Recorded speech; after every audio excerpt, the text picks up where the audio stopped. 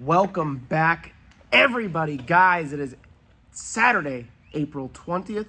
Almost fooled me there for a second. Guys, what an amazing day it is going to be today. We have some really good content for you. Guys, we are a small channel growing, so please make sure to hit that like button if you enjoy this content. And if you're new here, hit that subscribe button so you'll see all the content that we upload nearly daily. I work 6 to 7 days a week, and I post every day I work. Now, for those of you guys that are here from yesterday's video, I finally put my hands on a, let's call it a 10 through 14 Infinity FX35. Now, I don't know why I've wanted one of these SUVs so bad, but they kind of fit this weird market that I haven't really dived into yet, which is that kind of small luxury SUV.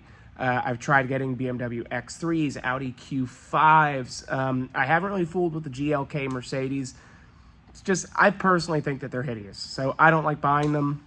Granted, maybe some people out there love them. I don't, so I don't buy them. I think this SUV in particular, though it's a little weird looking, I think it still has some appeal, and it has features that customers really, really want. It's a lot packed into a small package, you know, at a reasonable price. I can probably retail this for, I'm thinking, $69.99 or like $72.50, $73.50. So pretty much what happened is a couple weeks ago, several weeks ago now, I was at an auction. I saw one, I sat in it, and I'm like, wow, this thing's really nice. And then I saw them go through the lanes, and these cars in lane at the auction were bringing $6, $7, $8 grand.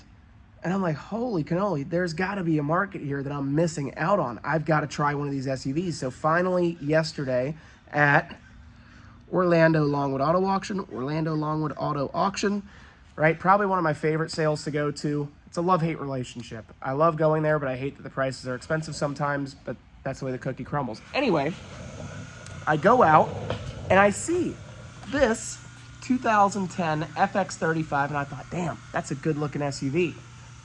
Book on it says I should pay $4 and change. Goes through the lane. Long story short, I end up getting it for $4,700 after some negotiating back and forth, which is cool because when you get to have a relationship with the representatives at these dealerships that are sending cars there, you get to work a little bit of magic because you've done business back and forth together. And I try to make it a point to be an easy guy to do business with. So with transportation and buyer's fees, I own this SUV, landed for right at $5,100 before our pack. Now, every vehicle gets kind of like a standard cost breakdown. So we have transport, detailing, and then our oil change and basic servicing. This vehicle, I don't even think it needs an oil change, but we're probably going to do one anyway just to be safe. And I really do think that we're going to probably list this car for like $72.50 or $73.50. So I'm going to show you the inside, outside of it, why I like it so much. I'm going to explain what made me really buy this car. And then I'll show you some of the other vehicles we got delivered. The Explorer is right in front of us that you guys can't see. Our Sorento still has a home here in the garage. Just hasn't moved. And then obviously our BRZ is getting out of here tomorrow at about 9 o'clock. This car had an insane amount of interest and activity. So we might be buying another one of these in the near future if we can find one for a reasonable price, but in an automatic. That was a question I got a lot was, are you sure it's an automatic? So a lot of people, I guess, want these in automatics, which is sad because back in the day, I feel like if you got a small coupe like a Miata, kind of similar to this, you'd only want it in a manual. At least I would. Like my Trans Am. If that car was an automatic, I wouldn't even have bought it. But whatever. Different day and age now. Kids don't want to drive manuals. But guys, I'm going to show you the outside, the inside of this Infinity, what it looks like right now, and then hopefully what it's going to look like when we're done cleaning it. So stay tuned. We have a lot of good content coming your way. All right, guys, this is it. This is a car I've been really hyped to buy. I don't know why. Maybe I'm like kind of an idiot. I'm not too sure. But this car just offers a lot for the budget. Now, part that sucks is that Nissan products in general, and this is, for all you guys that don't believe me, manufactured by Nissan Motor Company. These are all Nissan products, okay? So imagine that just says Nissan right there. Instead it says Infinity. So up here we have full navigation, Bluetooth audio streaming, backup camera with 360 angles. So you have cameras in all of the mirrors, the front grille, and behind us in the backup camera. We have heated and ventilated front seats, so front passenger and driver get heated and ventilated. We have voice commands, we have power folding mirrors, we have adjustable headlights, okay? We have your garage door openers right here, full sunroof, and I would say this leather, though it's worn, okay, right? We have some spots right there. For a 2010, guys, this is a 14-year-old vehicle, is in impeccable condition. Now, the dashboards in these all suck. Doesn't matter if you buy an Altima, a Maxima, a G37, an M37, FX35, they all crack. They all do this. Really, it's because this is a molded kind of foam. And what happens in Florida, they expand, they contract in the heat and cold, and then they crack. People put the wrong products on these dashboards, and they end up looking like this. They look all ashy, but whatever, is what it is. You have nice pleated door cards. Don't get me wrong, is this seat worn? Yeah, but I would say for a 2010, pretty nice. And you have kind of this like crosshatch diamond stitch on the seat. Really nice alloy wheels. In the back seat, oh, well, right, again, I lie. And I always say that I'm like 5'11", but really I'm 5'10". I would say that if I had to squeeze back here, really not, what's the matter with the seat? Oh, there we go.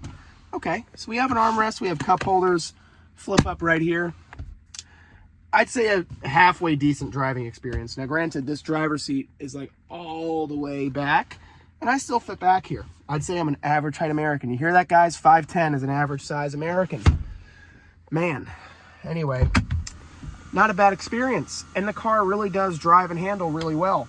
Now this particular car, okay, is based on kind of the same engine and transmission setup as a G37, an M37, not a Nissan Maxima. Nissan Maximas are CVTs. This is a 3.5 V6 with an automatic trans with your paddle shift. I think paddle shift is stupid. I don't use it, but if you're feeling sporty that day, you could.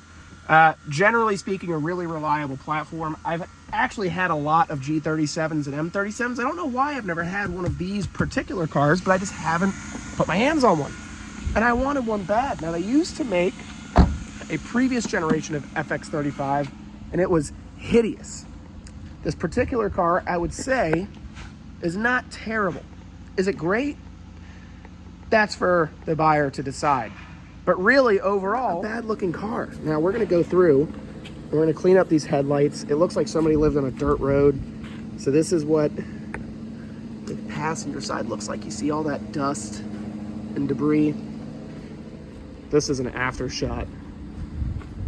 And it sounds stupid, but I do like to clean the tires because when you shine them, you still see the dirt. So there's no point to not doing that. But the wheels clean up real nice. The side trim cleans up real nice. We're going to treat all of that. But I think the after of this car is really going to be impressive. It has one minor paint error right there that I just don't think we're going to even fool with. So if I try to touch it up, I think I'm going to make it look worse. But overall, not bad, guys.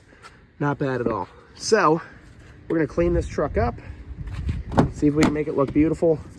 Then we're going to see if we can get some money for it. All right, the Infinity is clean and done. Look at all that nasty crap off the wheels and tires. They cleaned up pretty good. I mean, it really wasn't all that dirty to begin with. Obviously, the dash is still cracked, but it cleaned up pretty well. I did not put anything on this dashboard, though. I'm scared that it's going to go sticky, so we're not doing that. But I'll say this, the beauty of follow-up in this business, if you guys remember, I had a pearl white QX60, so like kind of like the same size as the Explorer. Actually, no, wait a second, it's the same size as the Pathfinder. The Pathfinder and the QX60 are the same truck. Anyway, I messaged the woman back because she missed out on the opportunity to own that QX60, and I said, hey, I have this. And this is one hell of a car for the money, and it's cheaper. And we're gonna see what happens. But not only are we pre-selling this one potentially, but we're also pre-selling our 14 Ford Explorer Limited. Same guy that was interested in our white one. Again, same thing, missed out on the first Explorer that we had. So I called him, ring, ring. Hey, I've got a 14, I will sell it to you for the same exact price, and you don't have to worry about beating other customers on it, because I have it here and I will let you get first dibs. So we're gonna see, the only real downside of this thing is this interior is just not there, right? The seat is ripped, and that seat is absolutely just hammered. And something I haven't seen before, these are airbag seat belts. These are inflatable airbag seat belts. I thought at first there was something wrong, but there it is. It clicks in, and I guess in the event of an accident, this inflates and protects, I guess, your child in the car seat or a booster. Thought that was pretty neat. I had never seen that before, so that was a first for me. I thought that I've seen it all, but apparently I was wrong. So we're going to see what happens on those two cars. I'm not entirely sure what's going to happen. I'm hopeful that we're going to sell something, but I don't really see it. The BRZ, the customer will be here tomorrow. So we'll see what happens for the rest of the day. I did just post up the FX35, posted it for $73.50, and honestly, I think I'm being really competitive on the price. I haven't even seen one in that condition at that price, so I think we're gonna have some pretty good luck. I would say with that being said, we're gonna start on the Explorer, and I'm gonna try to source some seats for that. Because what I told the guy was, hey, the last one was $84.99. If I don't have to replace the seats, I can do it for $74.99. I kind of almost don't even want to do that because I can buy both of those seats for $400, pay Dave maybe $100 to, take out the old ones and slap in the new ones. So I'd be $500 in, and I'll be making a $500 return on paying for nicer seats. And I think this one is better optioned. Nicer color, nicer interior. We had a lot of complaints, believe it or not, on the two-tone interior. So we're going to see what happens there. But if he hits me on the hook at $74.99, I'm not going to complain about that. We own that car for $5,200 as it sits. So that being said, I think we're going to wrap up today's video. I'm going to try to get that Explorer clean, see if we can get a lead on it. And then we're going to get right back to it on Sunday because I have to be here at 9 o'clock sharp for these guys on the BRZ. Guys, I know today is a little bit of a short video, but we got work to do. I appreciate you watching. Thank you very much. If you like this content, make sure to hit that like button, smash that subscribe button, and ring the notification bell. Every day I work, I post just for you guys. So thank you again. I love you all. I'll talk to you soon. Be well, stay safe. Ciao.